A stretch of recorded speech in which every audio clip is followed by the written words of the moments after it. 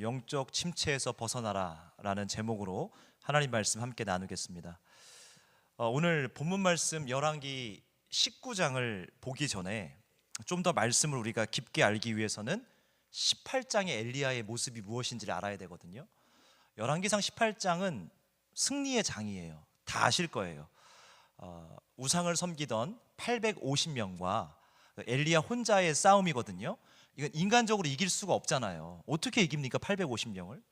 하나님의 능력으로, 하나님의 은혜로 혼자였던 엘리야가 850명의 우상 섬기던 자들 이기고 승리합니다. 이 그뿐 아니에요. 지금 이 북이스라엘 땅에는 하나님의 징계로 인하여서 3년 반 동안 비가 안 왔거든요. 여러분 1년이 뭡니까? 6개월만 우리나라에 비 안 와도 큰일 날걸요 아마? 그렇죠? 아주 큰일 날 거예요. 근데 무려 3년하고도 6개월이 비가 안 왔다는 것은 폐허가 됐다는 거예요. 먹을 게 없다는 거예요. 그런 어떤 흔한 풀조차도 없다는 얘기거든요. 그런 하나님의 징계를 받을 때 엘리야가 기도하잖아요. 하나님께서 하늘문을 여시고 단비를 주셨어요.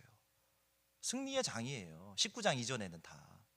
그리고 엘리야는 이 하나님의 놀라운 역사와 능력을 통해서 기뻐 춤추고 정말로 하나님께 영광을 돌리잖아요. 그러니까 영화로 따지자면 여기서 끝나야 돼요. 해피엔딩이니까. 하나님의 역사가 나타났고 능력이 나타났고 그것을 아합 왕과 이세벨 여왕이 봤잖아요. 여러분 우리가 상식적으로 하나님의 놀라운 역사와 능력을 내 눈으로 보면 어떤 일이 일어나죠? 두렵기도 하고 떨리기도 하고 내 죄가 있다면 회개하고 하나님께 가야지, 이게 맞잖아요. 그러니까 아합 왕과 이세벨 여왕도 엘리야를 통한 하나님의 능력을 너무나도 많이 봤어요. 근데 이렇게 보았음에도 불구하고 어떤 현상이 일어나는가? 19장 1절과 2절입니다. 19장 1절과 2절 시작.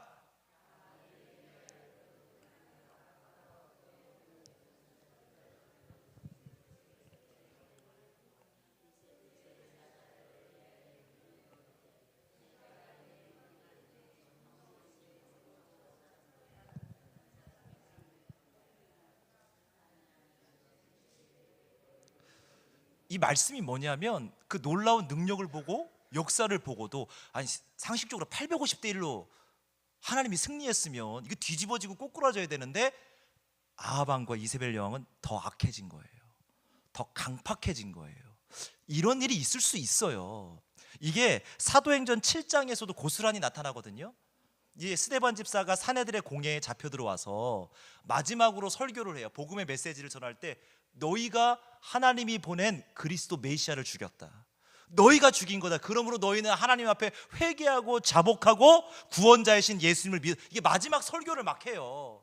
이 마지막 메시지를 듣고 이 사내들의 공회에 모인 모든 사람들이 어떤 반응을 했을까요? 죄가 드러났잖아요. 그렇죠? 찔림을 받았잖아요, 말씀에. 근데 이들이 이를 갈고 스데반을 죽이기 위해서 돌을 들고 달려나가기 시작합니다. 왜일까요? 말씀을 통해서 찔림을 받았는데, 말씀을 통해서 죄가 드러났는데 왜 이를 갈아요? 왜 마음속에 분노가 일어나고 왜 돌을 들고 스데반을 죽이려고 하죠? 우리가 여기서 알 수 있는 것은 말씀을 통해서 죄가 드러나고 찔림을 받는다고 다 회개의 자리로 가는 것은 아니더라는 거예요. 전부 다 하나님을 붙드는 삶을 사는 건 아니더라는 거예요. 아합 왕과 이세벨 여왕처럼 더 마음이 악해지는 사람들이 있고, 스데반의 말씀을 통해서 찔림을 받고 죄가 드러났지만 이를 바득바득 갈고 자신의 죄를 숨기기 위해서 스데반을 죽이기 위해서 달려가는 사람들이 있더라는 것이죠. 여러분, 제가 오늘 말씀 되게 어려워요.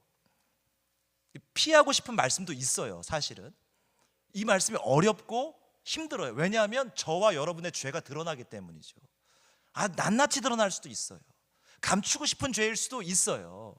어떻게 하실 거예요, 여러분들? 말씀을 통해서 죄가 드러나고 찔림 받았는데 이를 갈고 더 강팍해지는 심령으로 갈 것이냐, 아니면 회개하고 자복하고 하나님을 붙드는 자리로 갈 것이냐, 그건 여러분들이 선택하셔야 돼요. 제가 청년들하고 전화신방을 일주일에 꼭 대여섯 번은 합니다. 이 대상은 이제 직장 생활을 통해서 나오지 못하는 청년들, 2주는 안 넘겨요. 얘네들도 2주를 넘어가면, 아무리 집사님 권사님 자녀들이라고 2주 넘어가면 어렵습니다. 그럼 이제 2주 넘어가기 전에 직장 끝나는 시간에 맞춰서 제가 이제 뭐 주일날 했던 설교를 그대로 제가 전화로 다 해줘요. 방법이 그밖에 없어요. 걔네들은 한 달 동안 못 나오는 친구들도 있어요. 손가락질만 할 건 아니잖아요. 너 왜 못 나와? 그 사정이 있잖아요. 걔들도. 그럼 그 끈을 만들어줘야 되니까. 그럼 뭐 어떤 애는 막 밤 11시에 끝난대요. 늦게 끝나는 친구들도 간혹 있어요. 그리고 그 시간에 맞춰서 해주려고 노력을 합니다. 그러면 그때 제가 가장 은혜 받는 게 뭔지 아세요? 내가 목사라서 그들에게 뭔가를 알려주고 교육시키고 훈육시키는 게 제 행복함과 기쁨이 아니라 말씀을 딱 전하잖아요. 그러면 죄가 다 드러나요. 누구의 죄도 드러날까요? 저의 죄도 드러나요. 정말 행복한 순간입니다. 아, 너도 그랬냐? 너도 그렇게 사람 미워하며 살 때가 있냐? 나도 그랬어. 나도 이렇게 어쩔 때는 나도 목사인데 11계명 있잖아. 우리 걸리지 마라, 들이키지 마라, 뭐 그런 게 있잖아요. 그래 나도. 그걸 다 말씀 앞에 죄가 다 까발려지는 거예요. 부끄러운 게 어디 있어요? 체면이 어디 있어요? 저는 그게 은혜의 자리라고 생각을 해요. 우리 주님이 뭐라고 말씀하시냐 하면요, 건강한 자에게는 의원이 쓸 데가 없고 병든 자에게 의원이 쓸모가 있다 말씀하셨어요. 내 죄가 드러나는 자리, 내가 찔림을 받는 그 자리가 저는 가장 은혜스러운 자리라고 생각을 해요. 왜? 예수님을 더욱더 붙들 수 있으니까. 내 죄를 내가 어떻게 할 건데요? 내 안에 드러난 그 죄들을 어떻게 할 건데요? 나의 죄를 위해서 십자가에 못 박혀 돌아가신 예수님을 붙들지 않으면 여러분 죄가 드러날 수도 있고 찔림을 받을 수도 있죠. 즉시 회개하세요. 내일 하시겠다고요? 굳어질 거예요. 조금 이따 하시겠다고요? 딱딱해질 거예요. 그리고 나중에는 이게 죄가 죄인 줄을 몰라요. 너무 강팍해지고 너무 딱딱해져서. 오늘 저는 이런 기도했으면 좋겠어요. 오늘 말씀을 통하여서 내가 찔림을 받고 내 죄가 드러난다면 이를 갈고 강팍해지는 자리가 아니라 나를 위해서 십자가에 돌아가신 예수 그리스도를 붙들게 하여 주시옵소서. 그리고 충만한 은혜 속으로 내가 들어갈 수 있도록 주님 나를 이끌어 주시옵소서. 우리 함께 예수로 사는 인생 후렴 부분 우리 함께 찬양하고요,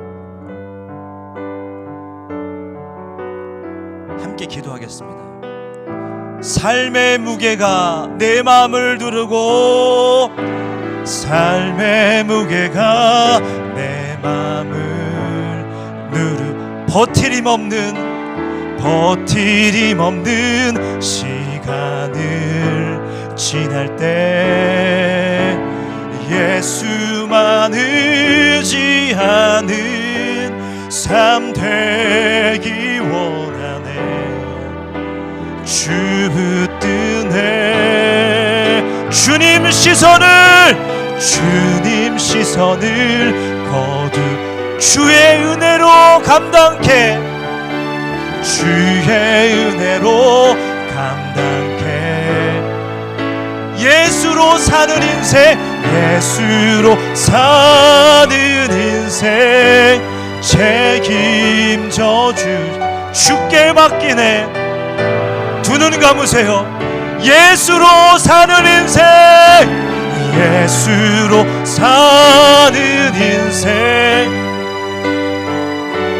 나의 모든 죄를 주님을 붙들고 나아갑니다. 우리 두 손 들고 예수로 사는 인생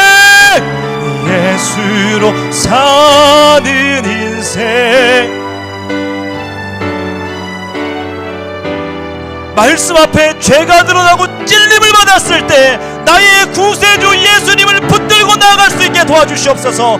다 함께 주님의 이름 부르고 통성으로 기도합니다. 주여! 아버지 하나님, 죄가 드러났을 때, 찔림을 받았을 때 감추려고 합니다. 더 거룩한 척하려고 합니다. 내가 더 믿음이 좋은 척을 합니다. 아닙니다. 주님, 내 죄가 드러나고 내가 찔림을 받았을 때 예수님을 붙들 수 있게 도와주시옵소서. 죄가 드러난 그 자리에 은혜가 넘쳐납니다. 찔림을 받는 그 자리에 주님의 은혜가 넘쳐납니다. 감추려고 하지 않게 도와주시옵소서. 바리새인, 제사장, 서기관은 그들의 죄를 감추려고만 했습니다. 덮으려고 했습니다. 의인인 척했고 믿음 있는 척했고 자신은 죄가 없다고 말했습니다. 하오나 주님, 건강한 자에게는 응원이 쓸모없습니다. 병든 자에게 우리 주님이 필요합니다. 죄인에게 우리 주님이 필요합니다. 죄가 발견되거든, 찔림이 있거든, 우리 주님을 붙들고 더 큰 축복과 은혜의 자리로 나아갈 수 있도록 도와주시옵소서. 하나님, 저 역시도 목사라는 이 타이틀 때문에 죄가 드러나면 감추려고 하고 숨기려고 하고 더 믿음 있는 척하고 때론 더 강하게 얘기하고, 이것이 하나님 보시기에 얼마나 어리석고 한심한 행동일까. 사람은 속일 수 있어도 하나님은 속일 수가 없는 것입니다. 오늘 우리는 죄가 드러나고 찔림을 받았을 때 구세주 예수를 더욱더 붙들어 축복과 은혜의 자리로 나갈 수 있게 우리를 이끌어 주시옵소서. 일을 가는 사람 한 사람 없게 도와주시옵소서. 강팍해지는 사람 한 사람 없게 도와주시옵소서. 오직 예수님을 붙들 수 있는 그 자리가 되게 하여 주시옵소서. 예수님의 이름으로 기도드렸습니다. 이 하나님의 역사와 이 말씀을 보고도 아합 왕과 이세벨 여왕은 더 마음이 강팍해진 거예요.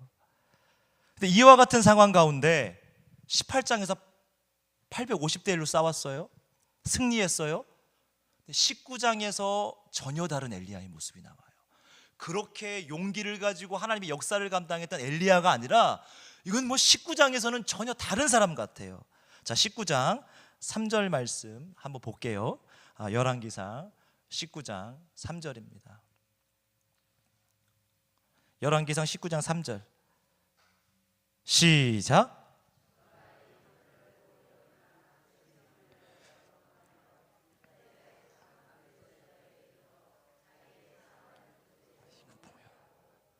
자, 저가 이 형편을 보고 뭐냐면 850대 1로 싸워서 이겼어요. 안 오던 비도 내렸어요. 아니, 뭔가 바뀌어야죠. 이해가 돼요? 아니, 뭔가 새로워질 줄 알았어요. 뭔가 진짜 달라질 줄 알았어요. 근데 여전히 똑같아요. 아니, 더 악해져요. 이런 모습을 보고 도망갔다라고 기록이 돼 있어요. 이거는 하나님의 모든 것을 내팽겨치고 도망갔다는 거예요. 한마디로 오늘 설교 제목처럼 그 엘리야가 영적 침체에 빠진 거예요. 하나님의 위대한 일을 감당했던 엘리야, 그 엘리야도 영적 침체에 빠질 수 있다면, 영적 침체에 빠져서 하나님의 모든 것을 놓고 도망가는 엘리야라면 우리는 어떨까요? 우리도 영적 침체에서 예외가 될 수 없다는 것입니다. 마찬가지 아닐까요? 우리도 뭔가 엘리야처럼 기대감을 가지고 신앙생활 열심히 했어요. 그 기대만큼 되지 않았을 때 우리는 때론 영적 침체에 빠지기도 합니다. 그뿐 아니에요. 영적 침체의 또 한 가지 모습은 예배의 형식화입니다. 말씀을 들어도요, 기도를 해도요, 헌금을 드려도요, 다 형식적이에요. 기쁨이 없어요. 감격이 없어요. 다 형식적이게 되는 거예요. 그리고 형식적인 거 뭐만 남는 줄 아세요? 나 오늘 예배 드리고 갔다, 이 형식만 남는 거예요. 그 껍데기만 남아요. 그 알맹이가 하나도 없는 거예요. 영적 침체죠. 왜 예배 시간에 왜 졸죠? 영적 침체 아니에요? 기도가 내가 되지 않아요. 영적 침체 아니에요? 여러분, 영적 침체는 믿음이 없는 사람만 찾아오는 것이 아니라 엘리야처럼 뜨겁게 일하고 열심히 일하고 때로는 하나님의 역사를 본 사람도 영적 침체에 빠질 수 있다는 것입니다. 근데 왜 나의 영적 침체의 모습을 알고 보고도 왜 발버둥 치지 않으십니까? 발버둥 쳐야 되는 거 아니에요? 그 영적 침체에서 벗어나기 위해서 형식적인 예배를 드리고 있는 내 모습을 봤다면 어떻게 해서든지 다시 뜨거운 나의 모습으로 돌아가기 위해서 발버둥 치고 애쓰고 힘써야 되는데, 우리는 영적 침체를 자연스럽게 받아들입니다. 합리화하면. 그러니까 영적 침체도 익숙해지는 거예요. 익숙해져 버리는 거예요. 예배가 형식화되고 기쁨도 없고 감격도 없고 말씀에 은혜 받은 지도 오래됐는데 이제는 그냥 익숙해지는 거예요. 아니, 그러면 안 돼요. 오늘 설교의 제목처럼 영적 침체에 내가 빠져 있다는 것을 깨닫고 말씀을 붙들고 벗어나야 됩니다. 여러분 보세요. 18장에서 역사를 막 일으켰잖아요, 엘리야가. 그렇죠? 19장에서 뭐예요? 영적 침체에 빠졌어요. 이게 우리의 신앙이 아닐까? 뭔가 하나님이 하실 것 같아요. 뭔가 하나님이 오늘 예배를 통해서 역사하실 거, 은혜를 경험했어요. 근데 내 삶의 현장에 나가보니까 이거 아니거든요. 이거 아니네. 이거 내가 믿었던 대로 되는 게 아니네. 현실을 보니까 아니. 우리 신앙은 매일 18장에서 19장, 18장에서 19장. 하나님의 역사는 언제 볼 건데요? 하나님의 말씀이 성취되는 건 언제 볼 건데요? 18장으로 갔다가 18장에서 19장으로 가서 다시 뭐예요? 영적 침체 회복만 하는 신앙의 그런 수준에 머물러 있는 것. 영적 침체 깊이 빠졌다가 주일날 와서 회복하고 다시 영적 침체. 하나님의 살아계심과 하나님의 역사와 하나님의 말씀의 성취는 도대체 언제 이루어지는 거예요? 우리의 신앙생활이 18장과 19장을 왔다 갔다만 하는 신앙이라면 오늘 말씀을 통해서 내게 주신 하나님의 말씀이 성취되는 것을 정확히 보는, 정확히 목도하는 그 신앙으로 우리가 넘어가기를 간절히 소망합니다. 오늘 말씀을 통해서 영적 침체가 오면요, 잘 들으셔야 돼요. 오늘 나는 영적 침체에 빠져 있는 것은 아닐까? 현실을 과장합니다. 야곱과 에서 아시죠? 저도 설교 한번 했잖아요. 팥죽 쓰고 있을 때, 에서가 팥죽 쓰고 있을 때, 야곱이 팥죽 쓰고 있을 때 사냥하던 에서가 돌아와서 뭐라고 얘기한 줄 아세요? 그냥 팥죽 달라고는 안 해요. 내가 죽게 생겼으니. 여러분, 한 끼 안 먹으면 죽나요? 안 죽어요. 절대 안 죽어요. 근데 뭐라고 표현하냐면 내가 죽게 생겼으니 나 팥죽 한 그릇 줘. 현실을 과장하기 시작해요. 자신에게 닥친 문제를 부풀리기 시작해요. 한 끼 안 먹는다고 도대체 왜 죽습니까? 차라리 한 끼 안 먹고 말죠. 그렇죠? 나 이거 안 먹으면 죽어. 나 이거 안 먹으면 끝장나. 마귀가 그러는 거예요. 악한 것들이 그러는 거예요. 우리가 은혜를 받고 하나님의 말씀에 충만해서 세상을 나가면 우리가 겪고 있는 문제를 부풀려 버립니다. 이거 안 될걸, 너 절대 해결 안 될걸, 너 죽을걸. 이렇게 우리를 영적 침체로 빠뜨려 버리는 거예요. 또 한 가지, 마태복음 8장을 보면요, 예수님이 탄 배가 풍랑을 만납니다. 막 이리저리 막 흔들려요. 그 제자들이 뛰어나와서 뭐라고 얘기하는지 아세요? 배 안에서 있다가 뛰어나와서 주여, 우리가 죽게 되었사오니 우리를 구원하소서. 자기가 죽게 생겼대요. 예수님이 타고 있는 배가 왜 죽습니까? 여러분, 맞죠? 예수님이 지금 그 배에 타고 계세요. 예수님이 타고 계세요. 근데 그 배가 풍랑 좀 만난다고 제자들을 죽이게 만들겠습니까? 뭐라고요 지금? 현실을 과장시키는 거예요. 현실을 부풀리는 거예요. 지금 엘리야도 과장되고 부풀려진 현실에 속아서 도망을 간 거예요. 반드시 이세벨은 누굴 죽인다? 나를 죽일 것이다. 근데 엘리야가 모르는 게 있어요. 18장에서 놀라운 하나님의 역사를 일으켰잖아요. 이미 북이스라엘은 변하고 있다는 거예요. 이미 북이스라엘은 이세벨 여왕은 엘리야를 마음대로 죽일 수가 없어요. 털끝 하나 건드리지 못해요. 협박은 할 수 있어요. 위협은 할 수 있어요. 절대 생명을 빼앗지 못합니다. 마귀의 수법에 넘어가지 마세요. 여러분, 위협은 할 수 있어요. 여러분에게. 그렇죠? 협박도 할 수 있어요. 여러분의 어떤 것도 건들지 못합니다. 어떤 것도 여러분은 늘 건들지는 못해요. 근데 부풀려서 마귀가 과장시켜서 자꾸 우리를 영적 침체로 끌어당기는 거예요. 여러분, 왜 이세벨 여왕이 엘리야를 함부로 죽일 수 없는 상황까지 갔느냐? 본문 말씀 19장 2절 한번 읽어보실래요?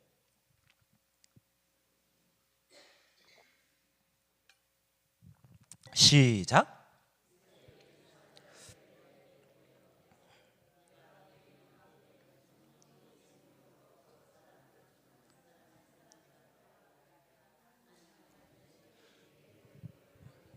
여러분, 이 말씀 보면 아이고, 엘리야 죽었구나. 보세요, 이런 거예요. 이세벨 여왕이 신하한테 명령합니다. 야, 너 엘리야한테 가서 오늘 이맘때쯤 엘리야 너 죽일 거야, 그렇게 얘기하고 와. 광고하고 와. 그냥 죽이면 되잖아요. 맞죠? 제 말.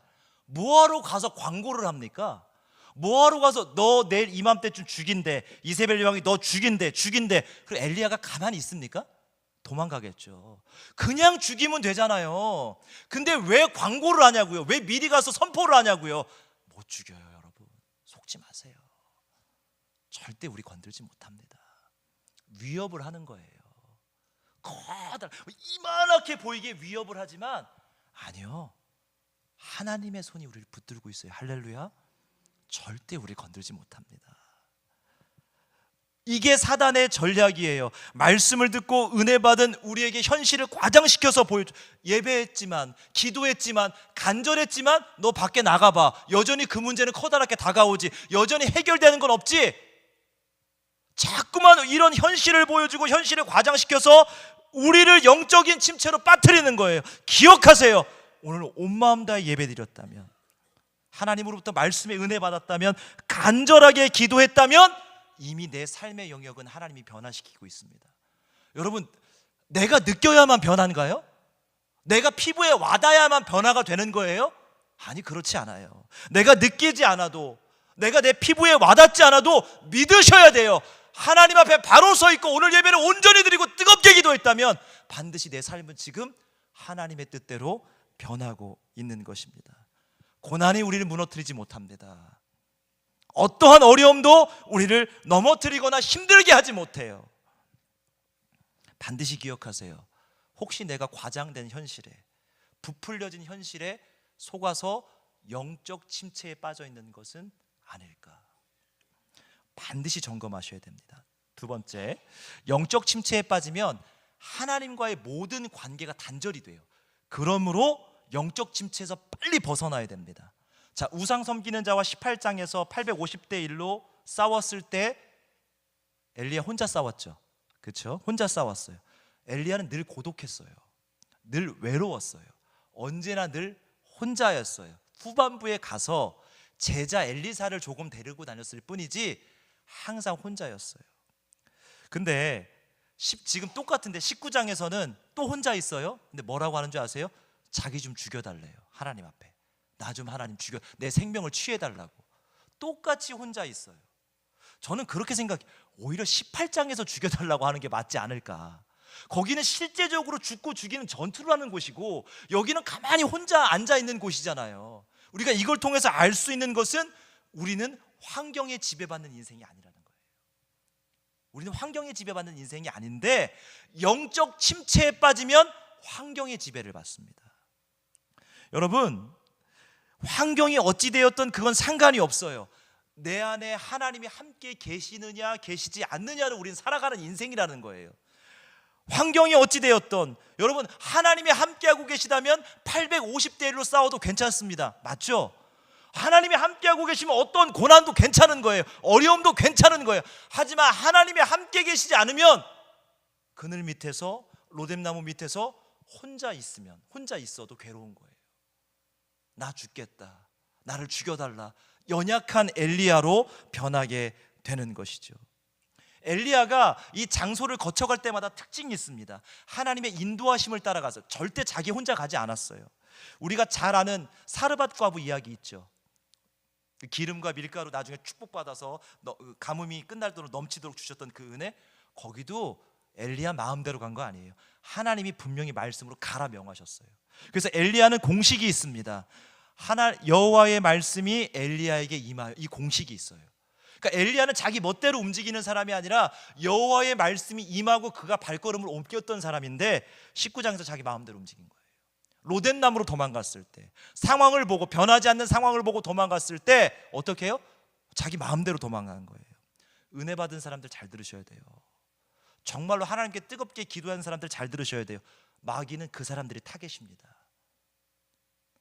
여러분, 마귀는 그 사람들 타겟이에요. 왜? 그 사람들은 삶 속에 나가서 주의 말씀을 성취하는 사람들이기 때문에. 할렐루야, 맞죠?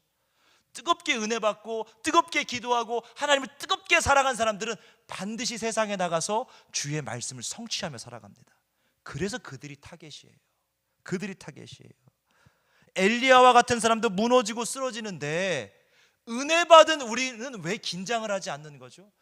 은혜를 받았다고 다 끝나는 게 아니에요. 은혜를 지키는 삶이 필요합니다. 은혜를 받았다면 세상에 나가서 반드시 은혜를 지키셔야 돼요. 왜?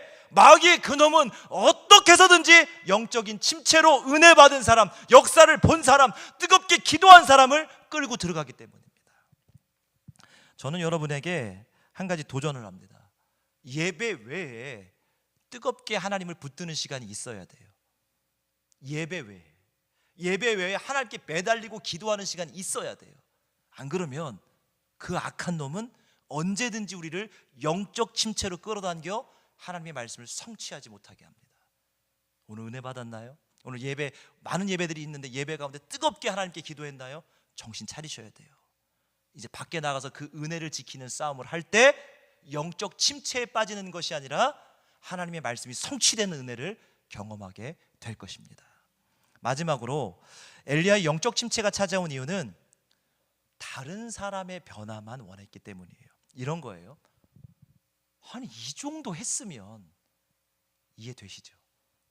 아니 800대 50대 1로 싸우는 것을 봤으면 3년 6개월 동안 안 오던 비가 오는 걸 봤으면 이젠 좀 변해야 되는 거 아니야? 이제는 좀 달라져야 되는 거 아니야? 이제는 좀 새로워져야 되는 거 아니야? 근데 새로워지질 않는 거예요. 이쯤 되면, 이만큼 했으면, 이만큼 노력했으면 이제 달라져야 되는데 그게 안 되는 거예요. 그래서 영적 침체에 빠진 거예요. 이게 가장 중요한 이유예요. 여러분도 마찬가지 아니에요? 내가 하나님 이만큼 기도했으면 내 자녀는 이제 변화되어야 되는 거 아닌가요? 내가 이만큼 하나님을 위해서 최선을 다해서 살아갔으면 이제 이쯤 됐으면 내 남편은 바뀌어야 되는 거 아닌가요? 내가 정말 하나님을 위해서 산다고 살았는데 이쯤 됐으면 내 부인은 정말 새로워져야 되는 거 아닌가요? 근데 그게 안 되는 거예요. 그 우리가 이래서 영적인 침체에 빠진다고요. 이 지난주에 청년부 이제 임명식을 했어요. 임명식이 늦었어요. 다 임명은 돼 있는데 조금 제가 좀 기도하느라고 늦게 했어요. 그래서 임명장을 우리 이제 목사님 이름으로 이제 임명장을 나눠줬는데 그냥 임명장이 그렇게 되어 있어요. 누구 누구를 임명한다. 그게 좀 마음에 안 들어서 기도하면서 청년부 부장은 청년부를 하나로 만들고 또 항상 낮은 자세에서 이런 이제 문구를 기도하면서 거기다 이제 써서 이제 그 임명장을 주면 이제 축복의 메시지를 제가 띄웠어요. 그러면 청년들은 새로 세워진 임원들에게 축복의 메시지를 읽어주는 거예요. 이제 그렇게 이제 임명식을 할 때 당연히 기도하죠. 기도하면서 제가 가장 열심히 기도했던 건 그거예요. 이들을 변화시켜 주시옵소서. 이 우리 임원들 또 새롭게 세워질 사람들을 변화시켜 주시고 그 축복의 말씀처럼 그들에게 축복을 주셔서 정말 하나님을 위해서 살아가는 사람들 헛되지 않다는 거 하나님 보여주시옵소서. 정말 열심히 기도했어요. 근데 제가 뒤통수를 맞았잖아요. 기도하다 하나님께 빡 뒤통수를 팍 맞는 것 같은 그런 느낌이 들었어요. 이제 기도하다가 하나님께 혼난 거죠. 왜일까요? 왜 너의 변화는 이야기하지 않느냐. 제가 거기서 아는 거예요. 우리 다 아는 거잖아요. 그걸 모르십니까 여러분? 왜 너는 변화하려고 하지 않느냐. 그리고 나서 제가 정말 큰 충격을 받았어요. 아무리 임원들이 변화가 되고 뭐 찬양부장이 새로운 찬양을 하고 뭘 해도 시스템이 바뀌어도 제가 안 바뀌면요 청년부 안 바뀝니다. 저는 그대로 있고 청년부를 변화시킬 수 있는 방법이 있다면 저한테 얘기해 주세요. 제가 그대로 할게요. 절대로 없어요. 제가 변화되지 않고선 절대 변화되지 않습니다. 이건 불변의 법칙 같은 거예요. 나는 나의 변화를 항상 빼고 있었구나. 나는 이미 다 변화된 것처럼, 나는 완벽한 사람이고 나는 의인인 것처럼. 여러분, 다른 사람의 변화를 소망하는 것이 나쁜 것이 아니에요.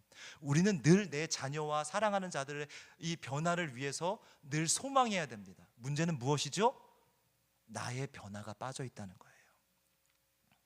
문제는 그거예요. 나의 변화가 빠진 채 다른 사람의 변화만 요구하고 소망할 때 결국 우리는 영적 침체에 빠져버릴 수밖에 없다는 거예요. 여러분, 가정의 변화, 하나님의 뜻대로 가정의 변화가 되기를 다 소망하실 거예요. 나의 변화를 빼지 마세요. 제발 부탁합니다. 내가 변화되지 않고 어떻게 가정이 하나님의 뜻대로 변화되겠습니까? 제가 이 대전에서 이렇게 좀 관계를 맺고 계신 분들을 가끔 만나요. 집사님들을 아주 가끔 만납니다. 근데 속상하셨는지 전화 통화를 하는데 그분이 재작년이었어요. 이런 얘기를 너무 속상하다고 목사님. 왜 그러시냐 그랬더니 우리 애가 이번에 수련회 가서 은혜를 많이 받고 왔다는 거예요. 방언도 받고 요새는 성령의 역사를 경험하는 학생들도 참 드물어요. 저 때만 해도 아니면 저희 목사님 때만 해도 뭐 어디 기도만 가면 방언 받고 막 그랬던 것 같은데 그런 성령의 역사도 요즘은 좀 주춤한 것 같다는 생각이 들어요. 근데 이제 방언을 받았다는 거예요. 놀랍죠. 그리고 정말로 하나님의 은혜를 고백하고 이렇게 했을 때 야 진짜 얘가 변했구나 했는데 그 다음 주에 보니까 요새 중고등부 학생들은 연예인 좋아합니다. 연예인 좋아해요. 근데 어느 가수의 이런 콘서트를 가려고 토요일 날 예배 시간은 아니었어요. 토요일 날 그 티켓을 이제 끄는 거예요. 그리고 요새 응원봉이 있습니다. 그렇죠? 그것도 하나 사고 그리고 이제 그 가수 포스터 큰 포스터도 이렇게 붙이고. 그 집사님이 말은 그래요. 문 열고 탁 들어왔는데 우리 애가 변화될 줄 알았는데 이 마귀 같은 것들이 다 있는 거예요. 쫙 찢어가지고 착착착착 찢어가지고 책상에다 탁 버리고 이 마귀 같은 것들 다 찢어야지. 책상을 탁 열어서 그 티켓을 되게 힘들게 구했는데 그걸 다 찢어버린 거예요. 그리고 이제 딸이 들어왔죠. 쳐다봅니다. 너 정신 못 차렸구나 하고 정말 막 얘기를 했다는 거예요. 그때부터 딸하고 얘기를 안 하고 있다는 거예요. 그때부터 단 한마디도 안 하고 있다는 거예요. 근데 그런 표현을 하세요. 저는 그게 정말 사실이라고 믿어요. 내가 걔를 얼마나 사랑하는데. 맞아요. 그 사랑하는 건 부인할 수 맞아요. 근데 문제는 뭔지 아세요? 저는 학생들을 참 오랫동안 대해봤잖아요. 사랑을 폭력으로 알고 있어요. 이게 문제인 거예요. 부모님은 이걸 사랑이라고 얘기를 하는데 이걸 받아들이는 애는 이걸 폭력으로 느끼는 거예요. 그래서 제가 그 말씀 드렸어요. 가정의 변화는 자녀의 변화도 필요하지만 부모님의 변화도 필요합니다. 맞죠? 그래서 함께 변화되기를 위해서 기도하자. 내가 그 콘서트를 가지 말라고 했다는 게 나쁘다는 건 아니지만 사랑을 표현하는 방식이 좀 달랐으면 좋겠다. 여러분, 가정의 변화는 자녀만 변화돼서 될 문제가 아니에요. 우리 모두가 함께 변화하려고 할 때 그 가정이 하나님 안에서 온전하게 변화될 줄 믿습니다.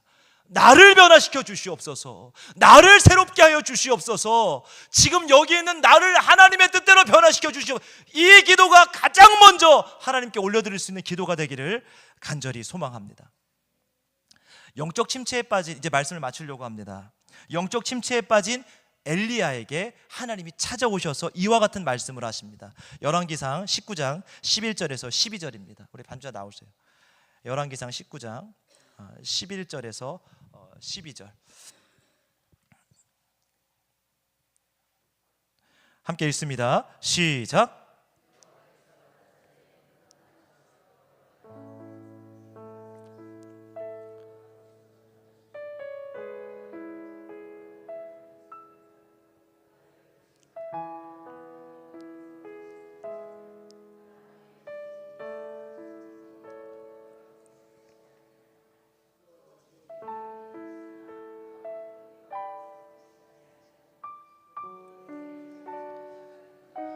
자, 저를 보세요. 이제 말씀 정리할게요.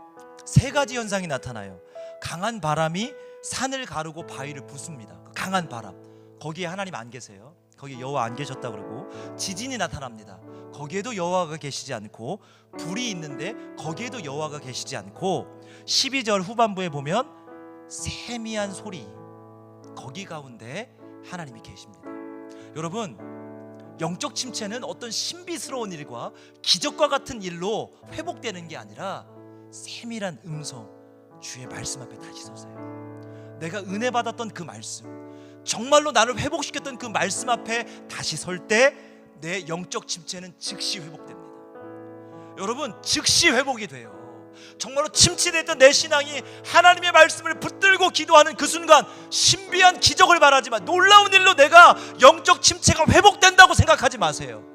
오로지 주의 말씀 앞에 섰을 때, 그 말씀 붙들고 기도할 때 그 순간 영적 침체에서 바로 벗어날 수 있는 것입니다. 오늘 우리가 마지막으로 함께 찬양할 것은 우물가의 여인처럼, 이 찬양 가사 가운데 이런 가사가 있어요. 나의 잔을 높이 듭니다. 저는 이 찬양 부를 때 꼭 이 고백하세요. 나를 변화시켜 주시옵소서. 나의 잔을 가장 먼저 주님이 변화시켜 주시옵소서. 여러분으로부터 모든 변화는 시작될 줄 믿습니다. 우리